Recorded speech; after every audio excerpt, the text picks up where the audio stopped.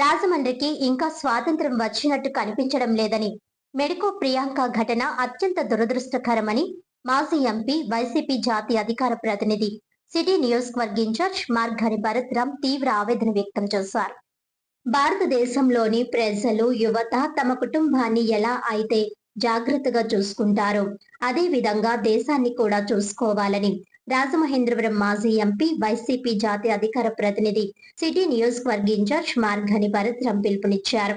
భారతదేశానికి స్వాతంత్ర్యం వచ్చి 80 సంవత్సరాలు అవుతున్నా రాజమండ్రికి మాత్రం ఇంకా స్వాతంత్ర్యం వచ్చినట్టు కనిపించడం లేదని ఆయన వ్యాఖ్యానించారు. స్థానిక వియల్పురంలో ఉన్న వైసీపీ సిటీ కార్యాలయంలో 80వ స్వాతంత్ర దినోత్సవ వేడుకలు శనివారం ఘనంగా జరిగాయి. ఉభయ రాష్ట్రాల బీసీజేఏసీ చైర్మన్ మార్గల్ నాగేశ్వరరావు భారత జాతీయ పతాకాన్ని ఆవిష్కరించారు. ఈ కార్యక్రమానికి ముఖ్య అతిథులుగా మాజీ ఎంపీ మార్గాని భరత్రాం, మాజీ రుడా చైర్మన్ ఎమ్మెల్యే రౌతు సూర్యప్రకాష్ రావు తదితరులు హాజరయ్యారు. మార్గాని భరత్ మాట్లాడుతూ, మన ఇంటిని ఎంత క్షేమంగా చూసుకుంటామో దేశాన్ని అలాగే చూసుకుంటూ సార్వభౌమత్వాన్ని కాపాడుకునే సంకల్పం తీసుకోవాలని యువతకు సూచించారు.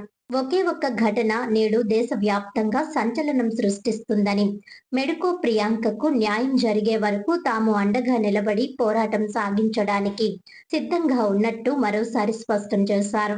ఈ నెల 3వ తేదీన ప్రియాంక అత్యంత దారుణంగా పాశవికంగా కారుతో ఆమె తలపై నుంచి ఎక్కించి హత్యకు గురి చేస్తే పోలీసులు ఆ కేసు తారుమారు చేయడానికి విశ్వ ప్రయత్నాలు చేశారని మండిపడ్డారు.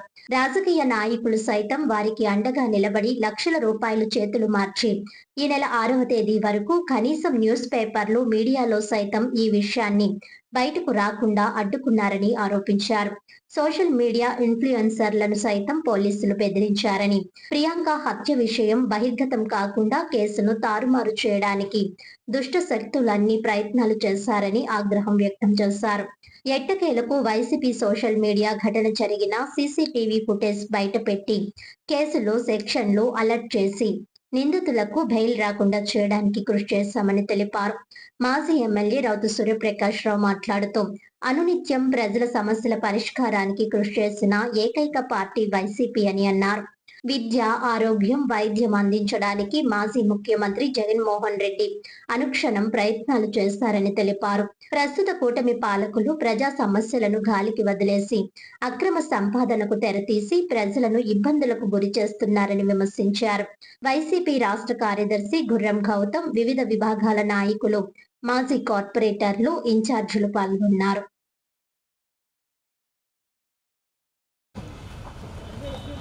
దేశంలో ఉన్న యువత అందరికీ కూడా ఒకటే మెసేజ్ తెలిపేది ఏంటంటే, మనము మన కుటుంబాన్ని ఏ రకంగా అయితే చూసుకుంటామో మన భారతదేశంలో ఉన్న పౌరులందరినీ కూడా మన సొంత కుటుంబంగా ఏ రోజైతే భావిస్తామో మన భారతదేశానికి నిజంగా స్వాతంత్రం వచ్చినట్టనే అంశాన్ని ఒక్కసారి ప్రజలందరూ కూడా గుర్తుకు చేసుకోవాలి. అదేవిధంగా మనము మన కుటుంబంతో పాటు మన ఇల్లుని ఏ రకంగా అయితే చూసుకుంటామో అదే రకంగా మన దేశాన్ని కూడా ఆ స్థాయిలో చూసుకుని మన సార్వభౌమత్వాన్ని కాపాడుకునే ప్రతి ఒక్క యువకుడికి కూడా సంకల్పంగా ఉండాలని మరి కోరుతూ, ఇవాళ రాజమండ్రిలో జరిగిన ఒకే ఒక ఘటన ఇవాళ రాజమహేంద్రవరంలో ప్రజలు ఏ రకంగా ఉన్నారనేది ఒక్క అంశాన్ని గుర్తుకు చేస్తూ ఉన్నారు. డాక్టర్ ప్రియాంక ఘటన జరిగింది. ఆ ఘటన 3 రోజుల వరకు అందరూ కూడా నిశ్శబ్దంగా ఉన్నారని అంటే ఎంత అన్యాయం జరిగిందనేది ఒక్కసారి అందరూ కూడా ఆలోచన చేయాలి. నిజంగా భారతదేశానికి స్వాతంత్రం వచ్చినట్టేనా? 3 రోజుల పాటు కొన్ని దుష్ట శక్తులు కనీసం సోషల్ మీడియాలో ఇన్ఫ్లుయెన్సర్లను కూడా పోస్టులు చేయడానికి వీల్లేదు అని హుకుం జారీ చేశారు. ఎవరు హుకుం జారీ చేశారు చెప్పమంటారా? పోలీస్ స్టేషన్లో పోలీస్ సిఐలు హుకుం జారీ చేశారు. ఏంటంటే అసలు నాకు అర్థం కావట్లా. పోలీసులు అంటే ఏంటండి? రక్షక భటుల, శిక్షక భటుల? అంటే డాక్టర్ ప్రియాంకకి అన్యాయం జరిగిందనేది పోస్ట్ చేయకూడదా? డాక్టర్ ప్రియాంకకి యాక్సిడెంట్, కనీసం యాక్సిడెంట్ అని కూడా పోస్ట్ చేయనివ్వలేదు. ఎంత అన్యాయమో చూడండి. నిజంగా రాజమండ్రి నగరంలో స్వాతంత్రం నిజంగా వచ్చిందా 80 సంవత్సరాలు అయ్యి?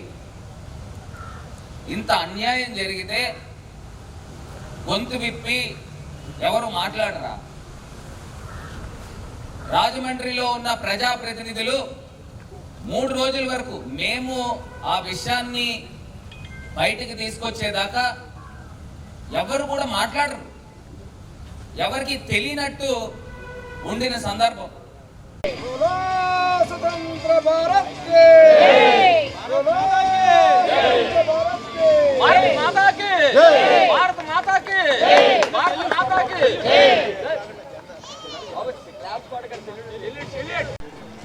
बोलो स्वतंत्र भारत की, बोलो स्वतंत्र भारत की, बोलो जय हिंद, बोलो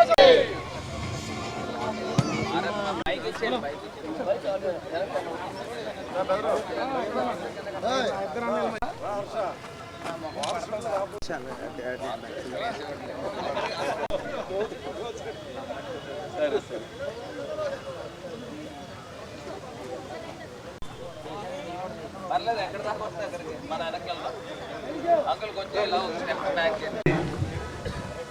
80వ గణతంత్ర దినోత్సవ శుభాకాంక్షలు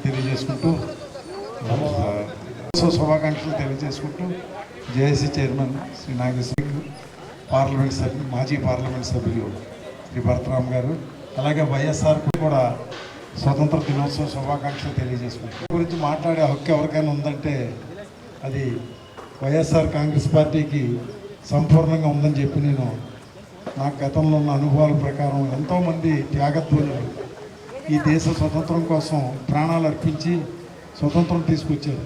ఆ స్వతంత్ర పాలన దేనికోసం? ప్రజలందరూ ఆయురారోగ్యాలతోనూ సుఖ సంతోషాలతో ఉండాలి.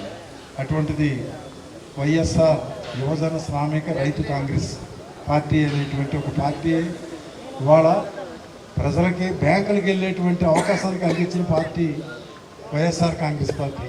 అంటే ఇందిరాగాంధీ గారు ఆ రోజు బ్యాంకుల దగ్గర కోటీశ్వరులు తప్పితే సామాన్యులు వెళ్ళే పరిస్థితి లేదు.